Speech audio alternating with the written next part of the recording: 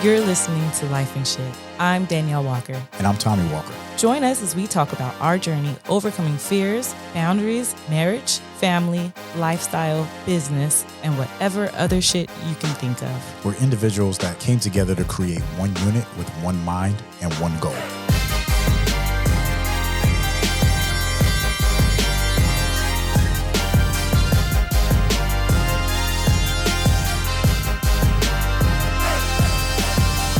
Hey.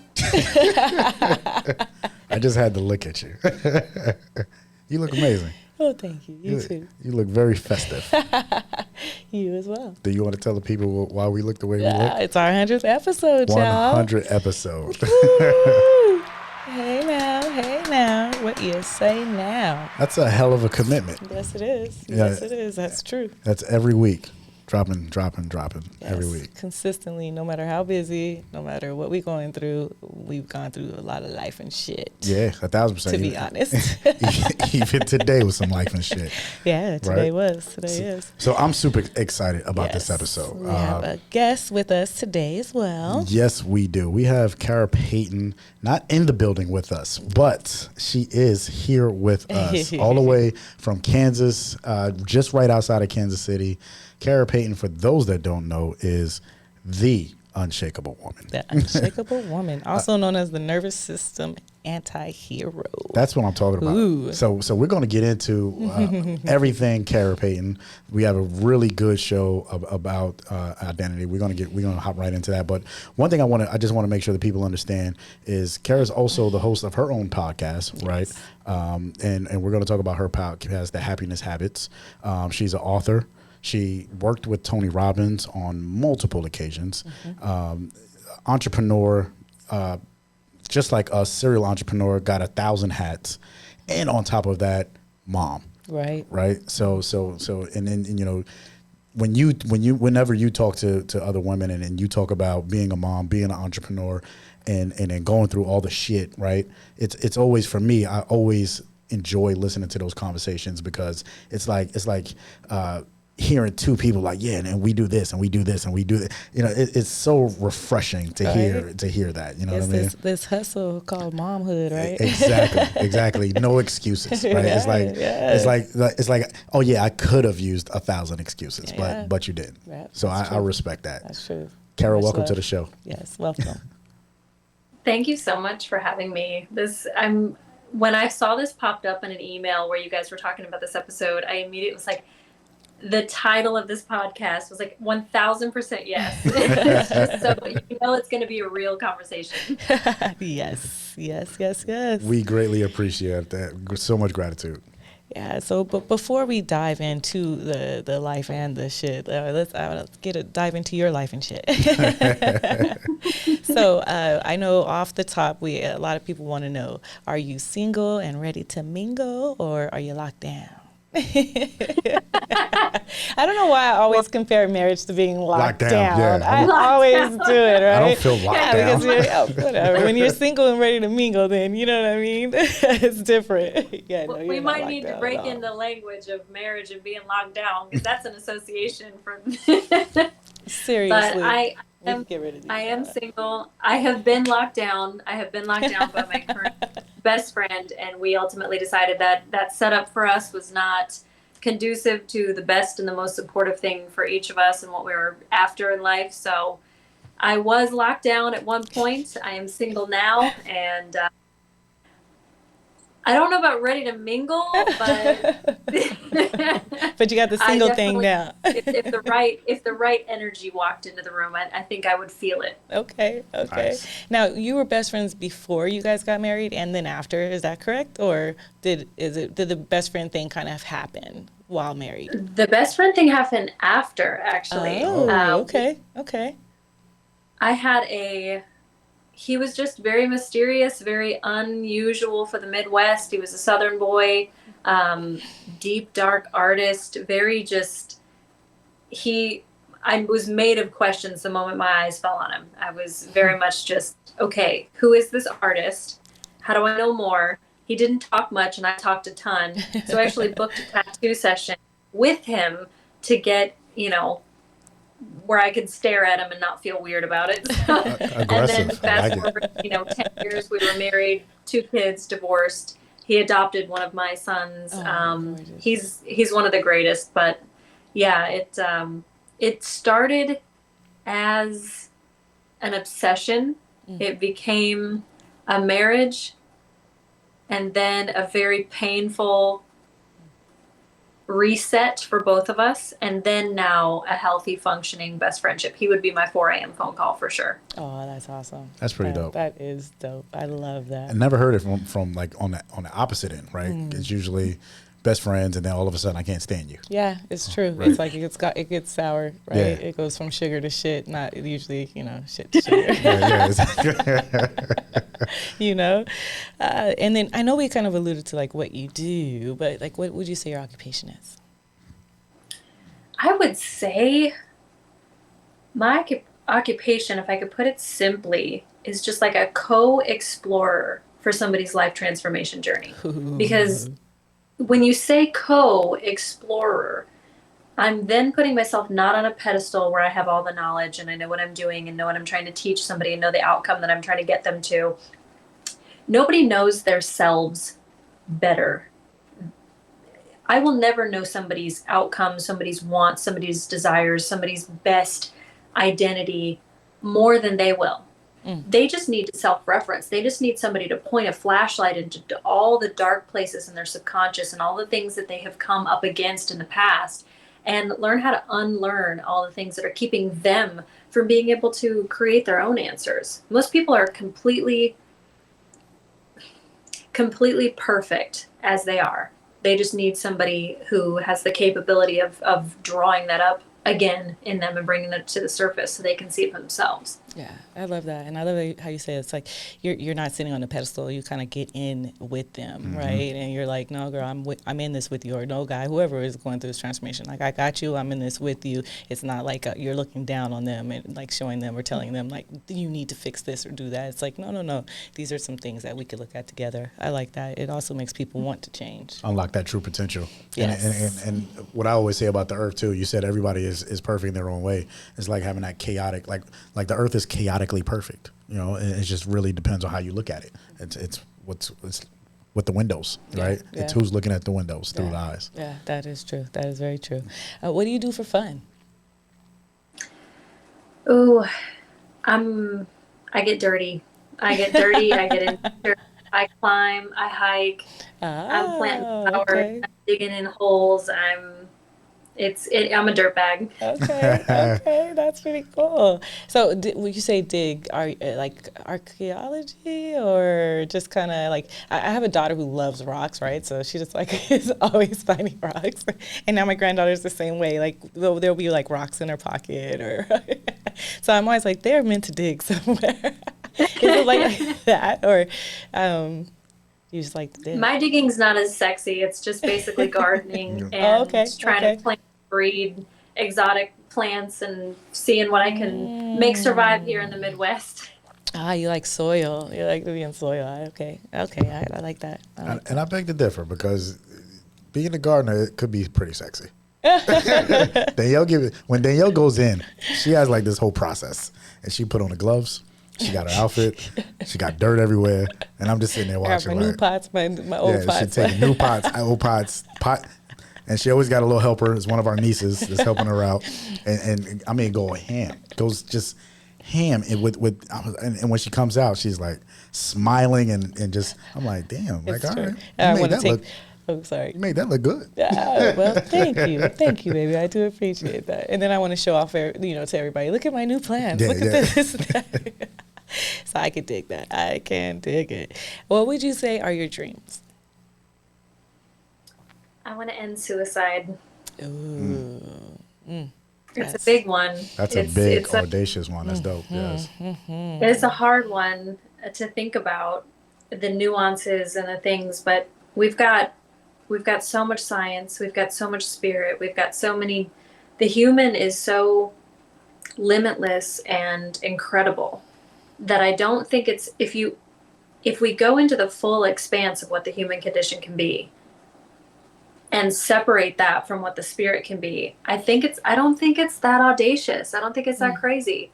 I think the idea of suicidal ideation and that trap, I think it's nothing more than a trick the brain plays on itself, where it closes the doors to resourcefulness and the spirit and the heart and the emotion and the bigger picture and a connection to God or whatever you believe in. I think that suicide happens when we're so focused on the pain, and the brain creates this echo chamber, this feedback loop, that it's the only thing that exists, and it just starts shutting all other doors to sight on anything else. And I think people, when they get trapped there, that's when they pull the trigger. That's when they take the medicine. That's when they go into the actual action of it. But I think that if we could get people more educated and start breaking open the mind and giving them a lot more accessible education to the spirit and the heart of things, I think we could prevent it on a huge mass scale. On a global scale. It's like changing that message, right? It's a feedback loop that they have, but it's like, let's change that message, right? So that they can talk to and learn something different and then, repeat. So I love that. That's great. That is great. That also goes almost like what, today's topic is too, right? Is that identity. Yep, flows right into it. Yeah. And that's a good point. I want to actually, have you ever done like an ayahuasca or anything, along those lines from a spiritual component? I have done multiple ceremonies that are a lot more low in the format of like the heavy lifting stuff. I love being sober, and the most sober. It's almost like, instead of being in an altered state that is taking a substance, I like being in an altered state that is the most sober and present and things like that. So I use extreme hypno breath work and psychotic, almost like episodes that are brought into fruition by a heightened state of further and further, like over oxygenization. How would I say that? Over oxygenating. Yeah, exactly. Whatever that word is. It's usually me who's but stuck. Almost getting drunk on oxygen, essentially. But I have not done ayahuasca. I have not played in a realm where I feel like I'm close enough to someone who would have a vetted process where, like, I did this person was safe, this person could guide me through it, because there are a lot of risk factors in somebody doing it without a trustworthy steward through the process, where they actually traumatize themselves and come out on the other end with more damage than healing. So 1,000%. I'm waiting until I find the person that my whole heart goes, yes, this is your person to guide you through that journey. 1,000%. Couldn't agree with you more. Yep. I love it. So we'll get to the question. Yeah. Let me take off my 100 glasses first before we get. I took mine off. Yeah. Shout out for you. Yeah. I was like, people are like, oh, what is that a new thing? No, it's not. It's the 100 glasses. Just for this episode. So imagine you had the ability to completely reinvent yourself, right? To start fresh with a new identity. What aspects of your current self would you keep, and like what aspects would you leave behind? So for me, I think I've recreated myself multiple times. If I really look at, because we've done timelines, right? We're part of the entrepreneur organization, and we've had to do timelines that discuss pretty much every 5 years, right? And when you look at who you were and who you are, maybe subconsciously you reinvented yourself, right? Or maybe consciously you reinvented yourself. But when I think about it, I was a boy that came out of New York City. That boy became a sailor. I'm a totally different person from who I was when I was in the military. And then that military guy became a corporate guy, right? And then you become a parent. And then especially with parenting, how you change, right? And then you quit that.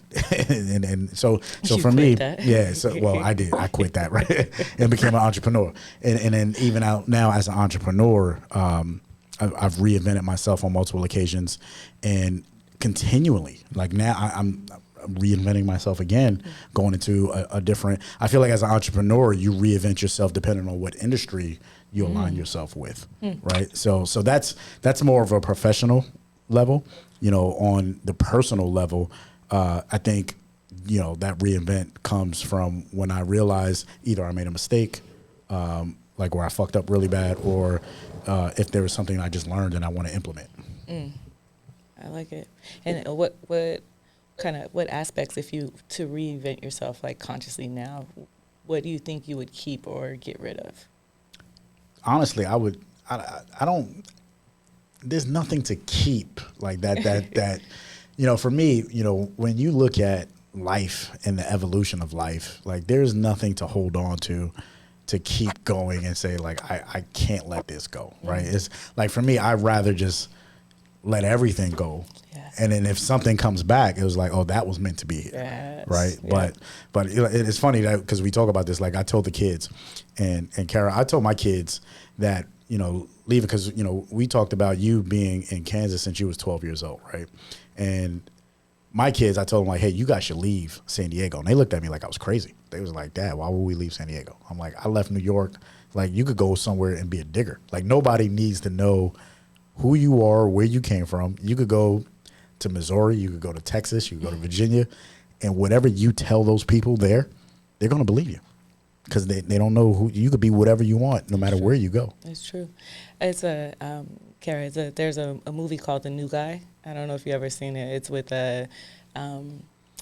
shoot. Is that with your boy with the ears? Yes, and Eddie. Oh, Eddie Griffin. Eddie Griffin, and from that movie, I would always tell the kids, like, listen, you go and because my girls, their last name is Dykes, right? And from elementary to middle school, they're like, we don't want to be called Dykes, and I said, well, listen, it's a new school, no one knows you, right? We moved to a whole nother area, change your last name to Dykes. And they're like, what? I just tell them it's Dykes. You know what I mean? Like put some flair on that shit. Like it's now you just changed the way that you're in a new school. And that movie was like, it allowed me to show them like you could be whatever you want, right? Because when you go to a new school or new prison, then you change your identity. Legit. That's legit. Like I grew up Thomas Walker. Like that's my government name. And then when I moved to San Diego, actually when I went to high school, I was Tommy Walker. It just changed. Just like that. It's like, oh shit, you're a whole new person. Now, Kara, what aspects of your current self do you think you would keep, or what would you kind of let go of? I think that's kind of the practice of what I pull other people through anyway, is with the reauthenticated method. I'm constantly trying to get people to segregate who they've become to maintain a relationship, to get the job, to get the marriage, to make whatever they added on, what other self-abandonment practice that they've adopted, that first point where they're a child or they're in their formative years or preteen or whatever, and they're at a crossroads of, in order to move forward and keep this friendship or get this status or make the team or get my dad's good graces or my mother's approval or whatever, I need to take this part of me and I need to hide it away. I need to put it in a closet and tell it, I don't have room for you. This situation won't allow you to go forward. I need to hide this part of myself in order to do this. There's a series of self-abandonment that we go through inevitably because our brain values connection and values being a part of something.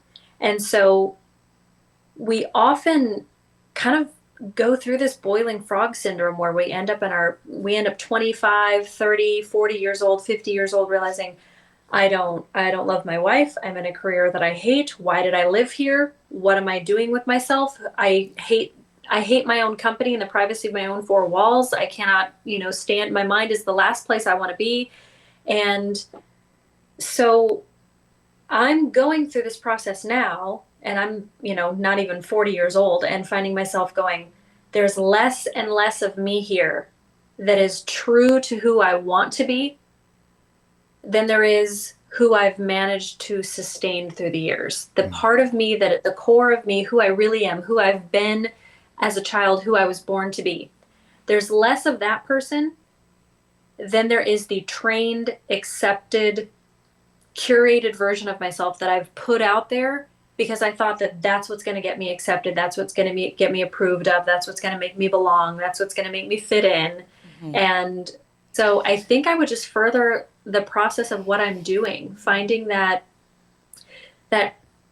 little girl who used to just daydream constantly. She's sang all day long about everything. Everything delighted her. Everything was easy for her to find enjoyment or pleasure or beauty.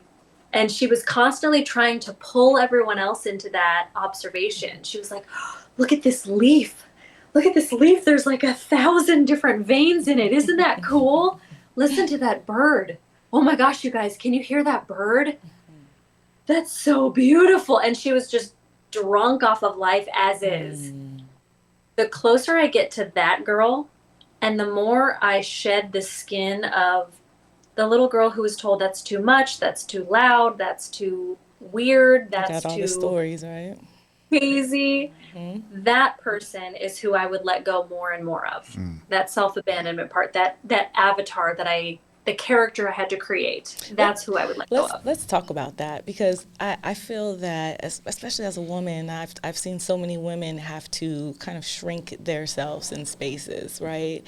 Because men or even other women think that they're too loud or too much, or I mean, even sometimes the way you dress can be too much for other people. And I'm speaking from experience, because I've been in a group of women where they're all t-shirts and jeans type women, and I'm not that type of woman. But I had this thought of, well, if I'm going to be around them, then perhaps I should tone it down a bit, right? Because I don't want to be the one, right? The one looked at. I'm a married woman, but still they look at me like, oh, like, who is she dressing for? She's dressing for my husband. Why is she so sexy, right? Because I'm a woman. I like to be sexy, right? But in the eyes of these other women, I knew like how they would look at me, so it would make me want to kind of tone it down, whether if my husband was there or not, right? And then on another like aspect of that is these like women who men or people will just say like she's loud, she's a boy, like she's just too much, right? And you're right. You will tend to just kind of tone it down and put yourself in this box, and it's more comfortable there, right? Because no one's telling you that you're not this, or you should be this, or you're not acting the right way, or you're saying the wrong things, or you're not walking the right way, or you're not even talking. You know what I mean? Like, I mean, and I'm just speaking from experience. It's been even my children, like, oh. Before it's like, oh, can you come to school? But can you wear this, Mom? Can you look like this, Mom? That was the real shit. Why do you want your mother to look like that? Because she looks good in this. I want you to be that mom. You know what I mean? It's like, it's pressure, So and I'm leading into my journey right now, right? Where I'm just like, you know what? Fuck everybody. It's all about me right now. And if it couldn't be about me, then I'm gonna go crazy, because, and we're at this point where we are empty nesters now. So we had children, we have the grandkids, and we just had all the kids at the house, and we have all this stuff, but things are just kind of changing. So creating a new identity has been like my jam. So yeah, just talking about myself. And to your point too, Daneyel referenced, Kara, she referenced, because we went through a ceremony a couple of weeks ago, freedom. Right. And to your point of everything that you were saying, looking for that little girl, it's like that freedom of being. And one of the things that kind of like everybody in the room was like blown away, because Daneyel said, I just want to be me, but I don't even know who that is. Right.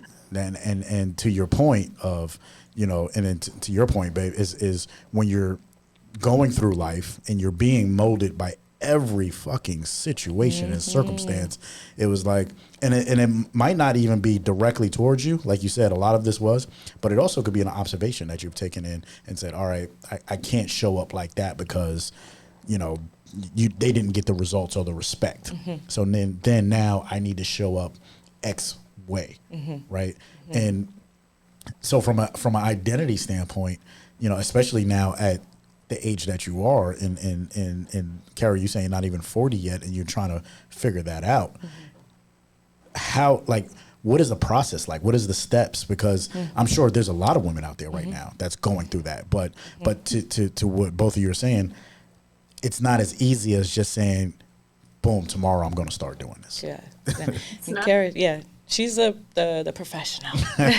But for me, it all just began with reflection, right? Just kind of looking at myself, putting a microscope on me, what I want to be, who I am, what I do, why I do what I do. I always say about every 10 years, I start asking myself why questions again, right? So why? Why do you do this? Like my granddaughter is the whyer of the world right now. Why? Everything is why? Why not? Why not? But it's important, I feel, that every 10 years or so, like, why am I married to this man, right? Like, it's important. Shake yourself up because I love him. Because, but you know, this is how you don't get stuck in 20 years from now saying, I don't even like this man, you know? Or why am I doing this career? Why do I drink wine like I drink? Why do I do this? You know, why do I go to these places? Why are these people my friends? You know, why do I consider this meaningful to me, right? So those are my self-reflections. And then now I'm in the process of letting go. So I'm letting go of things that don't serve me. And clutter is one of those things. And I don't like clutter I don't like clutter anywhere, but in my drawers and in my closet, it's so cluttered. I even got cluttered jewelry. But that's where I love my clutter there. You know, I hate clutter, but there. So that's just a part of my processes right now. What do you say? You're 100% right that the first thing you have to do is you have to audit. You have to audit your situation. You have to take some significant inventory of where you are, because in order to start any type of journey, any type of self-exploration whatsoever, you have to get very, very intimately connected with your current, we'll say your latitude and longitude, your coordinates for where you are, to the absolute degree of how honest you can be with the asking of the questions to figure that out. So if I'm giving myself and kind of gaslighting myself a 50% sense of honesty with the relationships that I've been in, say I go through a break, this is when it comes out most commonly, is when we lose a job or we lose a relationship or we lose our health. And that's when those questions typically come to us and we're starting to have to face these demons.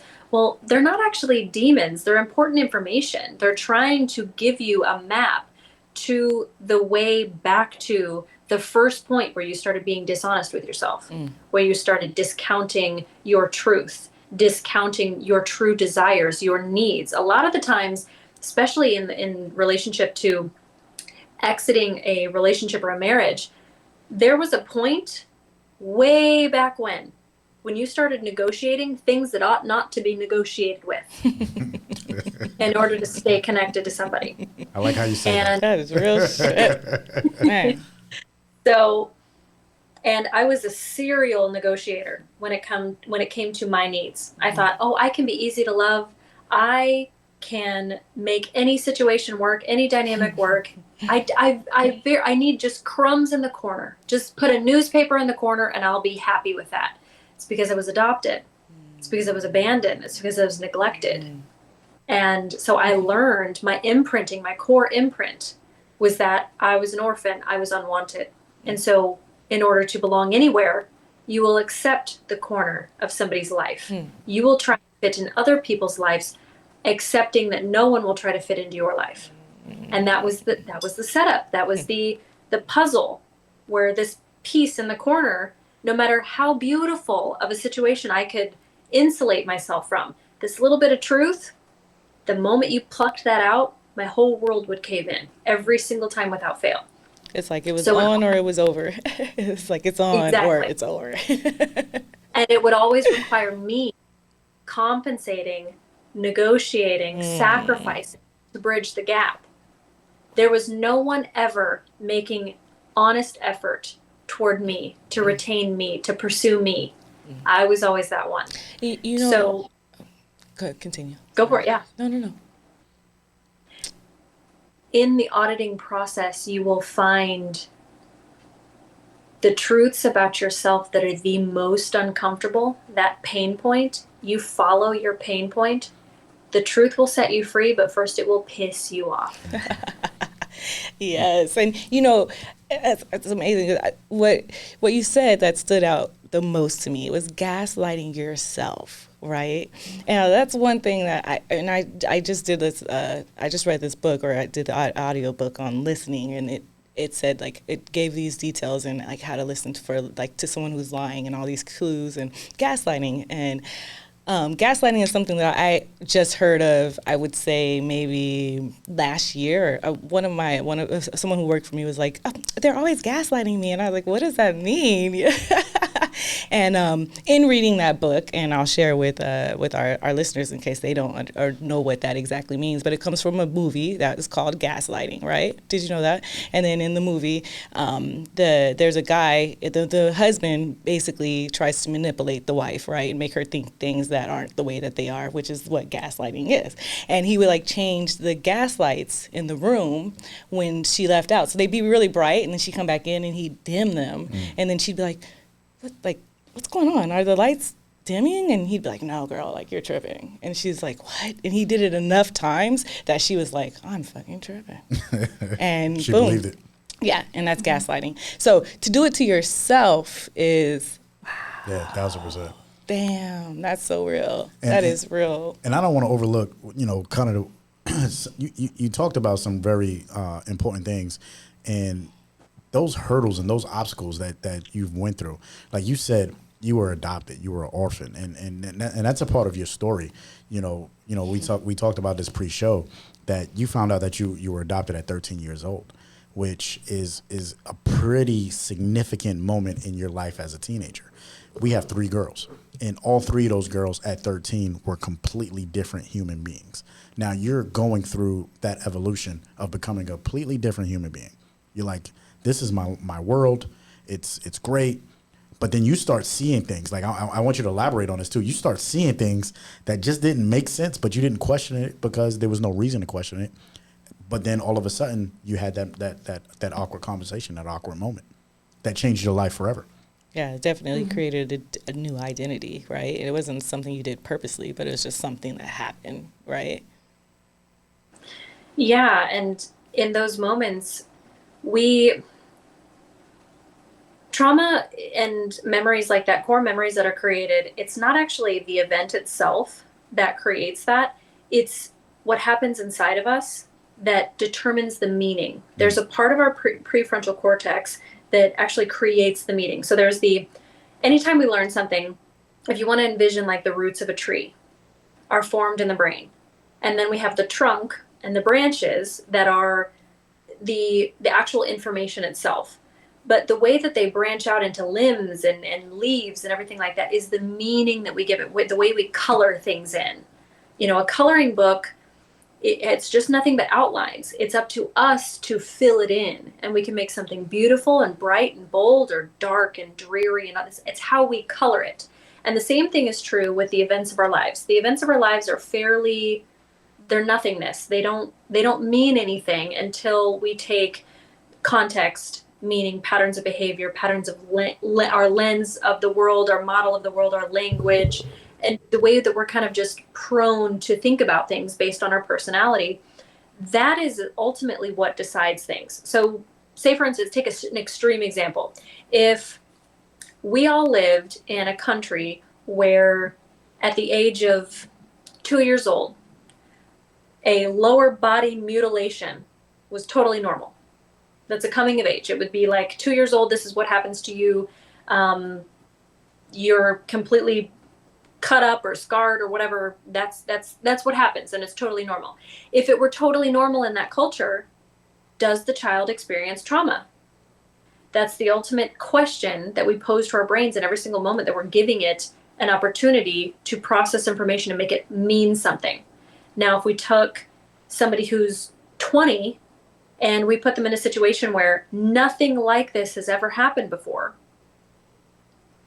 and they don't have any kind of normalcy to refer to desensitize themselves to what it could mean, they're going to allow that default programming, the thing that looks for the danger, the things that looks for the sharp edges, that limbic system in our brain that doesn't know time, space, any of that, and it goes into survival mode and automatically pitches us into a stress response. And living in that survival state, if we're living in a stress response over time, we live in a survival state. And it depends on that meaning that we create from the event. So at 13, I could have very well said that that was a very positive thing in my life, but it was all of the things that I made it mean. So my mom refused to be in the room. So I took that as she couldn't look at me anymore. She didn't want to admit that I was unwanted or that I was an orphan. She didn't even want to love me by telling me with my dad that she had done all these things. And I made it mean that my dad was doing something he didn't want to do as a favor to my mom, and neither of them could bother themselves by telling me that I had another biological father. So I was worthless to both of them. And that's where my meaning shaped my life from 13 on. And where I started to compensate is I'm the adopted child. I'm the less than human. And so translate this into relationships, marriage, friendships, clients. I'm seeing myself as less than human, subhuman. I'm an adopted, and everybody else is the biological child. Everybody else is full human. They're fully worthy, but I'm worth less. And so in my life, obviously you can see the dynamic of me having to compensate, me having to earn love, earn praise, earn approval, prove myself, chase the approval, jump through the hoops. My entire life became a matter of proving my worth over and over to try and bridge the gap of something that was going on internally. So absolutely, our meaning that we shape in our minds, it shapes our world.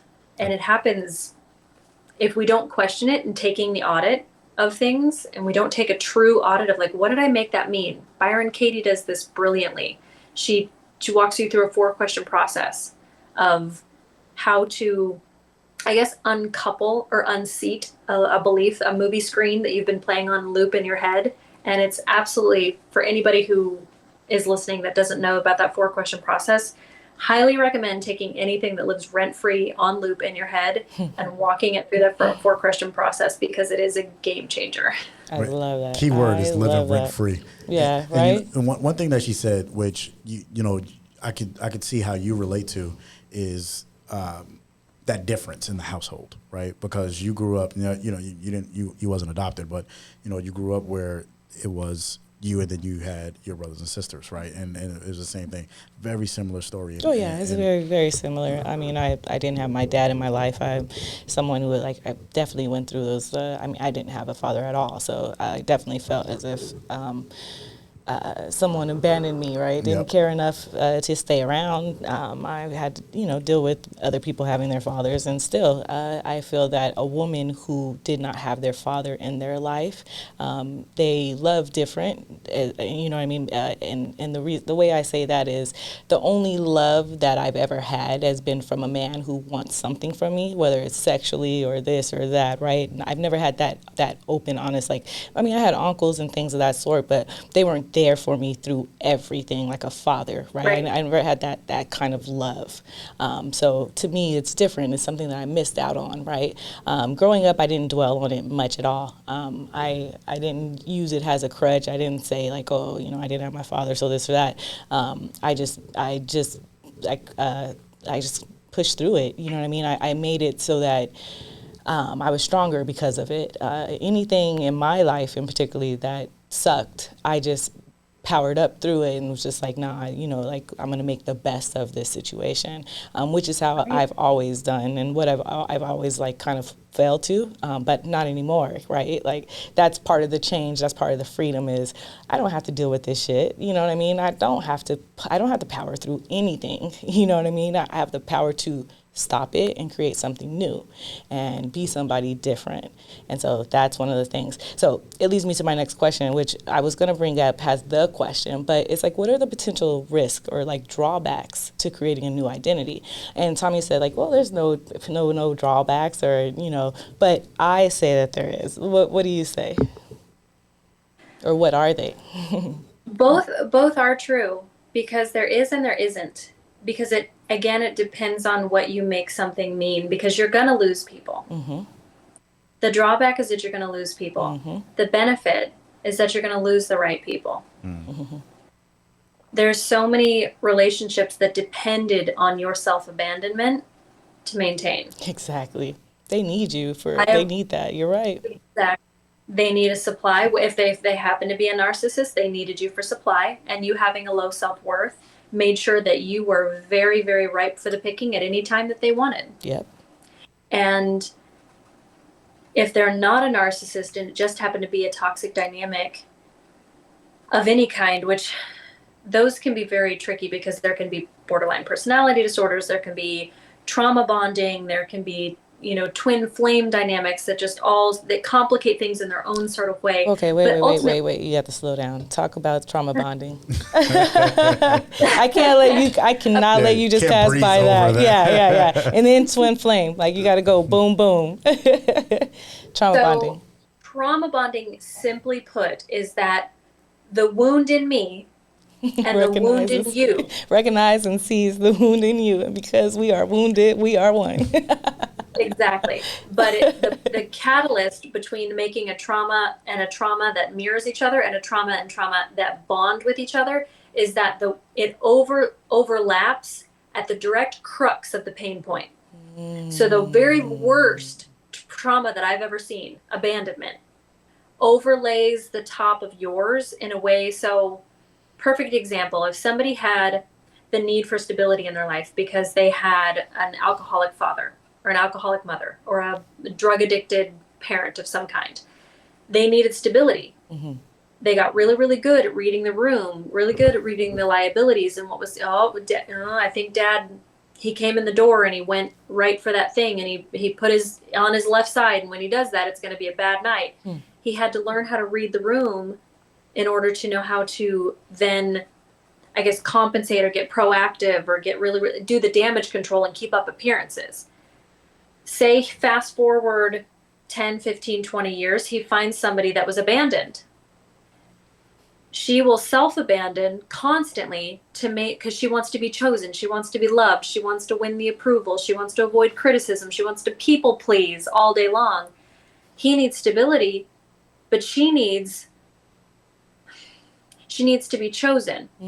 He doesn't have time for that because he's constantly worrying about how wild and chaotic she is because she's constantly trying to do different things to be chosen, to be worthy, to be good enough. So she's bouncing all over the place trying to prove herself, and he's just going, I need stability. This is awful. You're getting you're too, and God forbid, the one that faces the abandonment goes into a self-exploration process where she's going to find all that stuff because he's keeping up appearances and she's trying to discover the core wound. And he's going, no, we don't go there. I got to cover that up. And so trauma bonding essentially is when my core wound and your core wound interact in a way that catalyzes each other's trigger. Twin flames are harder to explain because they can be positive. Right.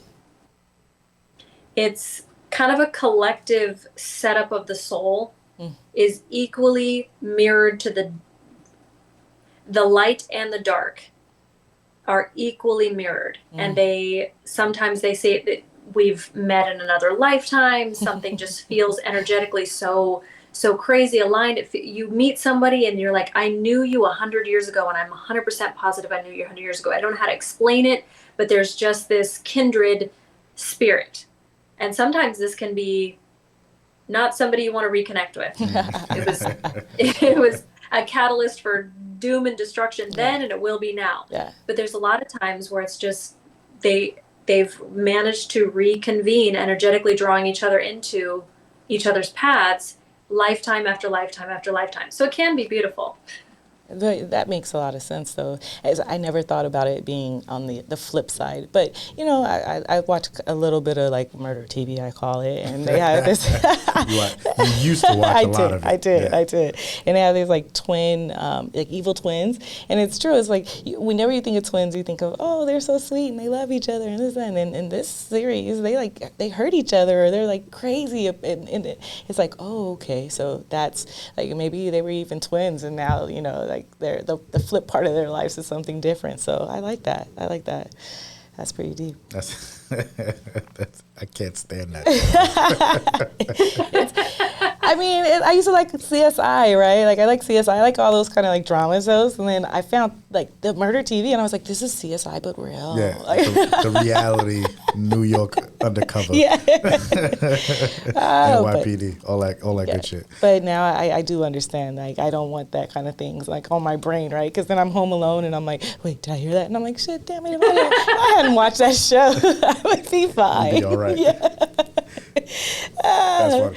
So Kara, you know, we talked about this in pre-show. You're a mom of 3. You have 3 boys, right? And with your, you know, in your profession and you know, unshakable woman, and we need to talk about your podcast too, about the happiness habits and things like that. How does mom and entrepreneur cross paths? Like when you're dealing with all different kind of clientele.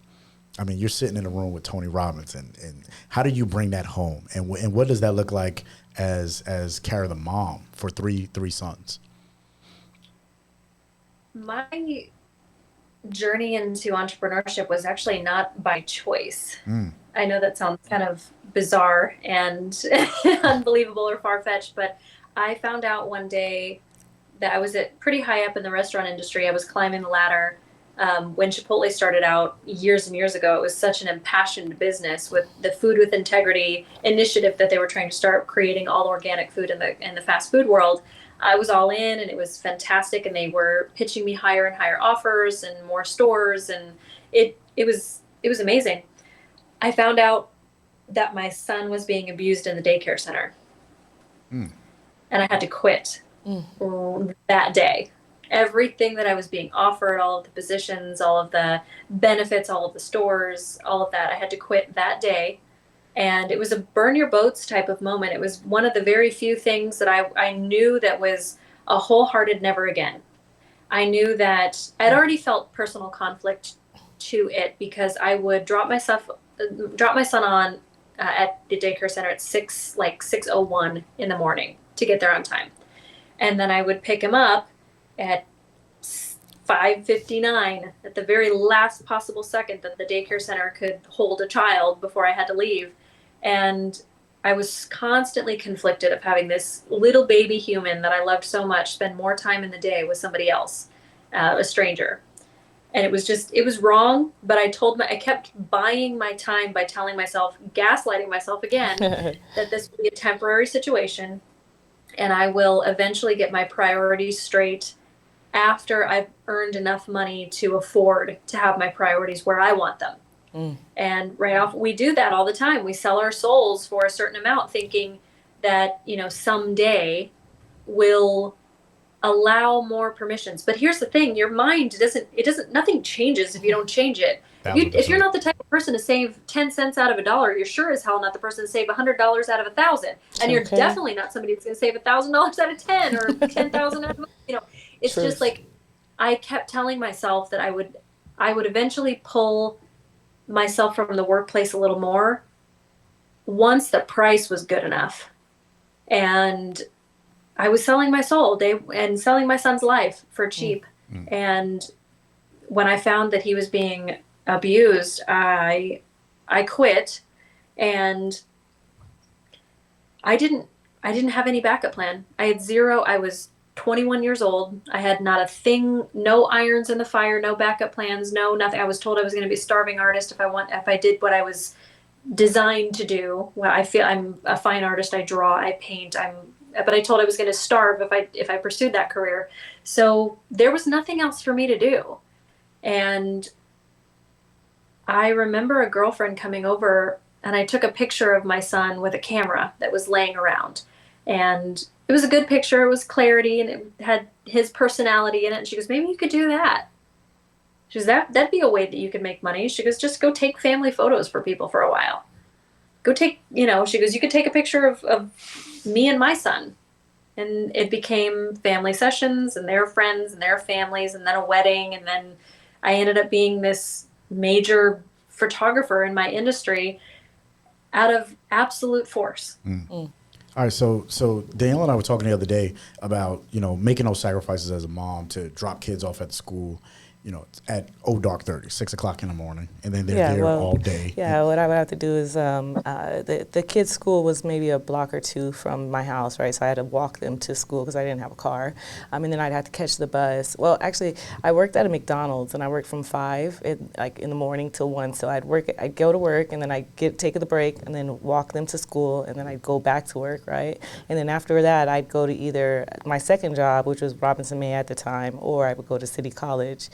Because of course I was trying to better myself as a mom, and I ran track at City College, so because I had to, of course, keep myself active, and then I would race, like literally. So when you say things like 5:59, girl, I know all about that because it's like 6:01 and you owe first off, and then if you are 6:01 3 times in a row, you're done. Yeah, like you kicked out. Yeah, it's like 6:01. Are you serious? So like literally, I would be running to the daycare, racing from the bus to the daycare to get my kids, And I mean, it was like, so that's to me is why I have like this no bullshit, especially for my employees, like, oh, I'm a mom and I'm this and I'm that, and I'm just like, no, girl, like you do what you need to do to make it happen, I'm not gonna allow you to, because you're a woman, because you have kids, because you're not allowed to be weak, right? Because I wasn't allowed to. You can be strong, you can still get through.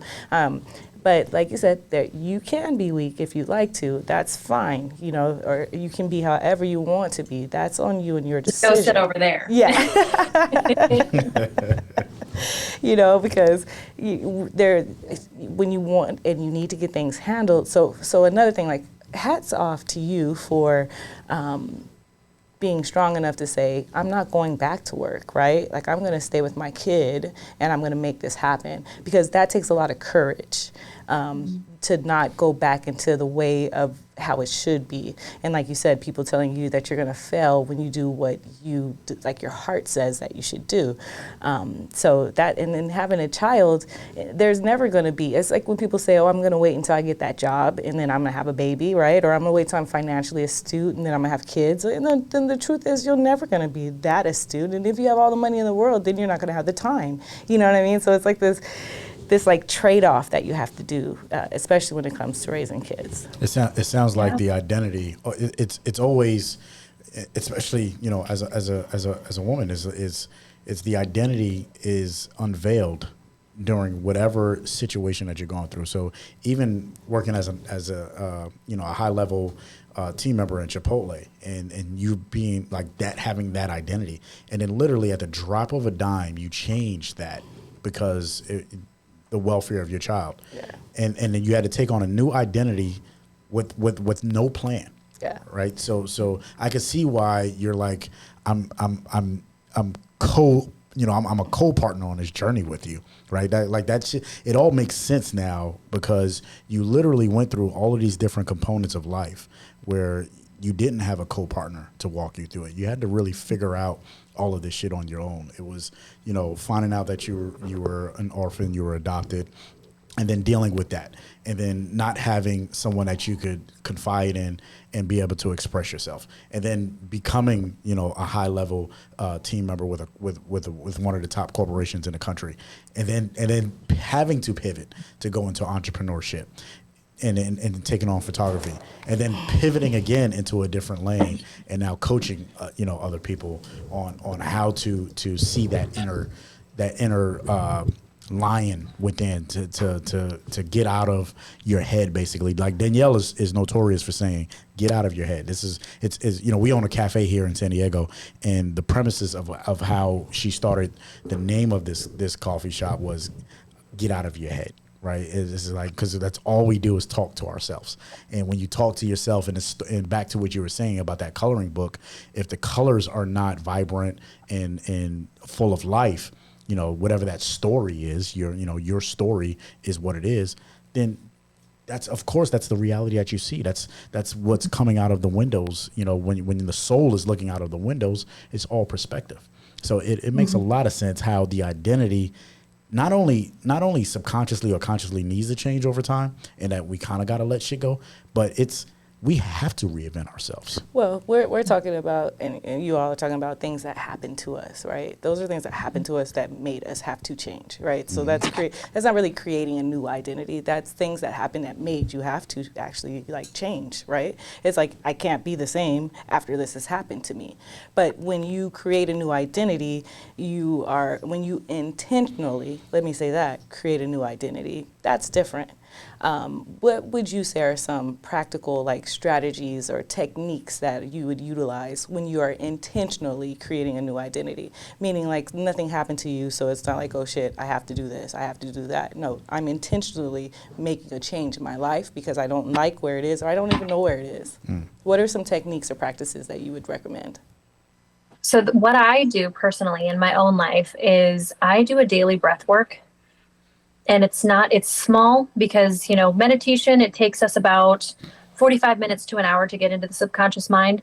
A breath work practice, a somatic, intensive breathing, controlled breathing environment only takes us about 8 to tap into the subconscious. So we can do this very, very quickly. And it continuously, breathwork acts as a self-inquiry process that continuously sheds away what is inauthentic, what is maligned to who we are and what we're after. And so any practice that you do on a day-to-day basis, even if it's just, there are things that I need to implement. I have a Post-it note that I know the rules of engagement that set me up for success. There are 8 things that I do every single day that are mine and only mine, that I wouldn't even recommend necessarily to anybody else because I don't know that would work for somebody else. But for me, I know the ingredients of my ideal, my perfect, my outcome. This human that I've determined is my highest expression of myself. She does these 8 things on a day-to-day basis. And she may only get, there may be days where my brain is like, hold my beer, it's about to go down. I'm going to go full on Armageddon on your ass today. And I'm going to throw you every single, oh yeah, you think you're going to have a good day today? May I present you the last 10 years of your relationships in just let me interest you in any number of memories of your old boyfriends or whatever. And I may only get 4 or 5 of those things done that day. And there's some days where I may stay above water because I've implemented those things. But I have them to lean on as a self-advocacy, as a promise-keeping to myself. And the ultimate hack to confidence, to creating confidence, is keeping the promises to yourself. Building that relationship where without a doubt, when all hell breaks loose, you have your own back. When you can say that, I have my back regardless of whether the earth burns down or not. I have me. Creating an authentic self, a new identity, is kind of inevitable. You've removed all the barriers to doing that. Anything that would get in your way, that would disenfranchise you or malign you from yourself, and being ignorant to the detours. If I'm constantly doing breath work to clear out emotional cache and old queued up thought loops and things that no longer serve me, if I'm practicing being in my body, the mindsets and mantras are only 20% of the work.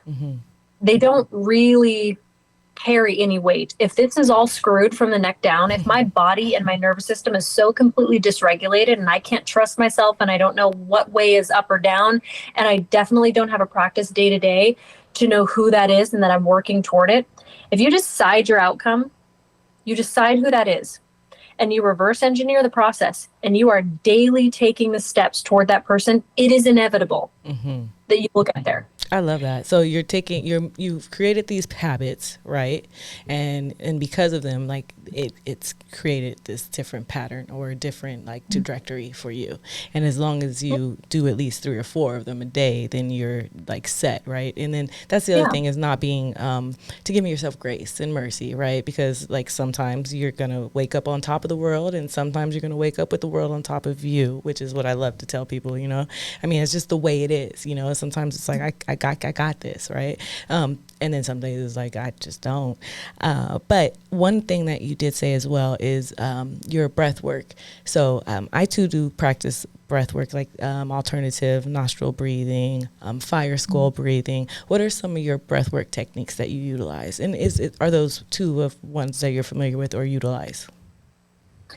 I love all forms of controlled breathing that move you into an altered state and into the present moment at the same time. So if I'm doing an intensive controlled breathing session, I cannot be 40 different places thinking about everything that's fucking up in my life. I cannot be thinking about my ex. I am in my body. I have completely bypassed the functions that this is trained to go in that are going to keep me attached to the familiar. It doesn't want change. It doesn't want what this has to do and offer it in order to heal. It wants the same. Even if it's magnetized to the worst things, it's going to go for the imprint. It's going to go for what it knows. Truth. In breath work, there are some that are extremely intense, that are meant to purge, that are meant for emotional clearing and detox. Yes. And those are hypno breath work.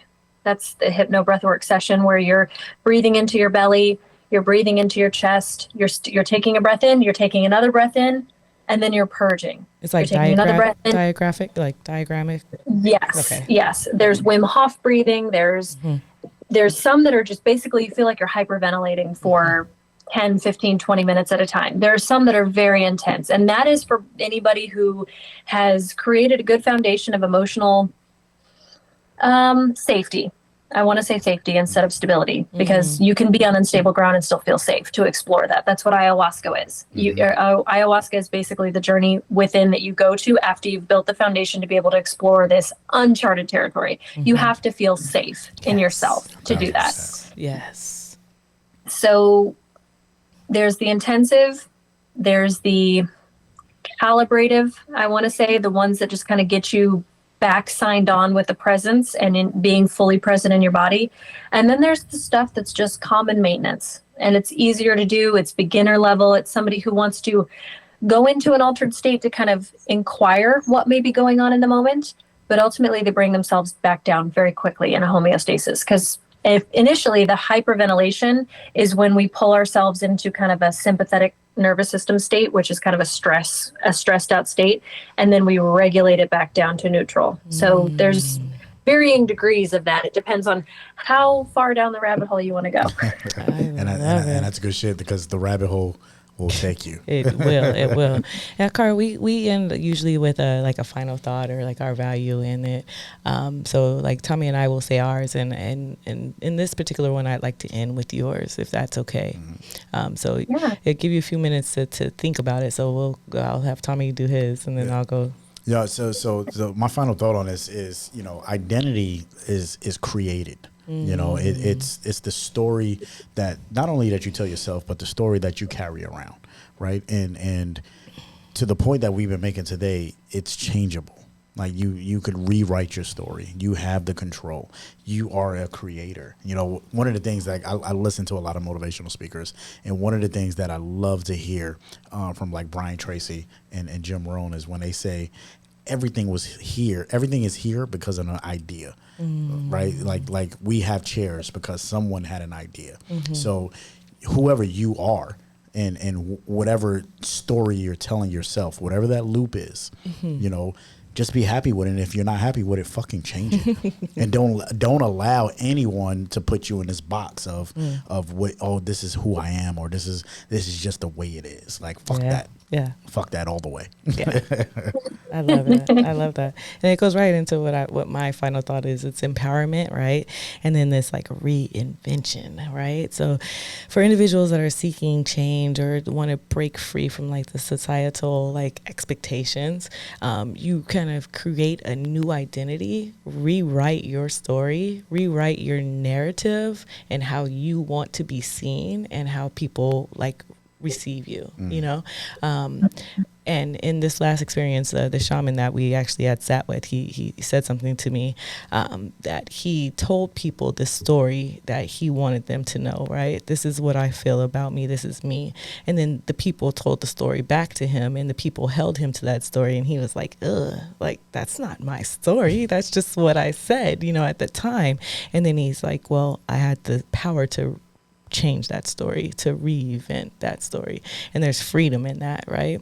You're not held to whatever story you first told, right? You have the freedom and the power, the empowerment to change your story. 1,000%. I love that. I love that so much.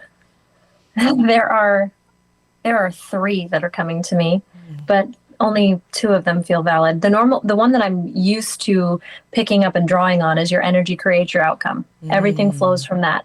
Even if I have the best ideas and the most amazing opportunities set in front of me, if my energy is crap, every one of those is tarnished with that. But after what you've shared, it definitely is authenticity. Authenticity is the path to freedom. It's the ultimate path to freedom. You always have the ability and the freedom to choose again.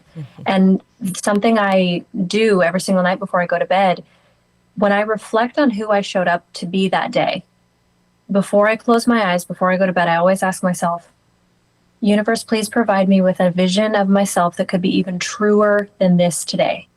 That's powerful. And I was like, what could be even truer? Yes, me today, but what could be even truer tomorrow? And I spend my day each day trying to explore a truer and truer version of that each day.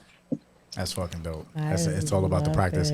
Kara, thank you for hanging out with us. Please tell the people, where can they find you? What's next? What should the people know that they might not know that Kara has going on right now? And where can they find your podcast?